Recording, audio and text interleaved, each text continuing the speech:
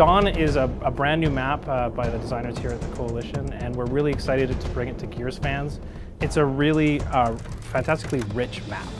It has all sorts of qualities to it that all layer over top of each other. It's got great support fights, it's got great key fights. Dawn really embodies a high-risk, high-reward philosophy. Players can fight for the bar fight on the one-hand side of the map, and that's going to have a view over a lot of the map. So once you win it, you can hold it and you can use it to your advantage.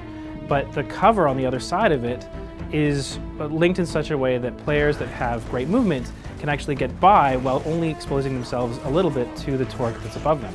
The drop shot, the kind of most powerful signature weapon on the map, is down in that hole, so that means that interplay between the two really creates a really tense dynamic. So it kind of creates this almost Thunderdome aspect of the middle of the map, right? You really have to both time your entry into it as well as be able to fight your way out to exert a lot of map control.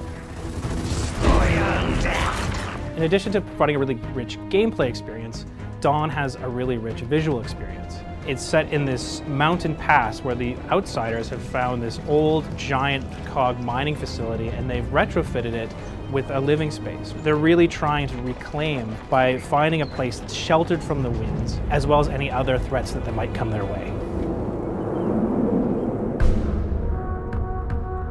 When we started Gears 4, we always knew that we wanted to bring back the entire legacy. We wanted a Gears 2 map that was one of the most different in the entire Gears history, right? And security was that.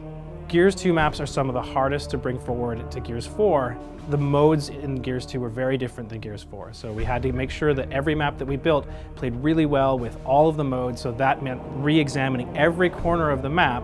We wanted every fan to come back and really recognize this map and see it updated and modernized. One of the things that we changed is these laser fences. So there's switches within the map that turn laser fences on and off. Controlled by the players and timed properly, they can lead to really interesting and deep strategies. And they lock down areas of the map so that there are little fights within the bigger fights. We've changed the mechanics of the security fences for different modes.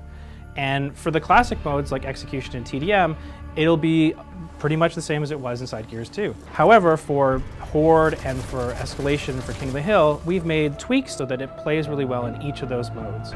For Escalation and King of the Hill, the front of the laser fences is deactivated. You still have control over the rest of them, but the front ones allow for a lot more free movement into the center rings. For Horde, we've inverted the whole idea of the laser fences.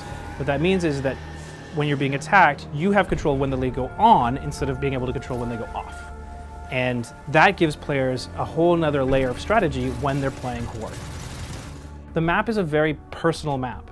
You have to get very close. You see your enemy and you're going to know who you're getting engaged with. What makes security so special? It has interesting one-on-one fights and it's a very intimate map.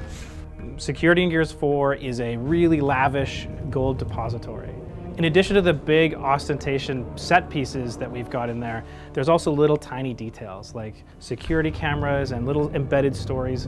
It's one of our favorite maps internally. We think it plays really well in a lot of different modes, and we're really excited to bring our first Gears 2 map to fans of Gears of War 4.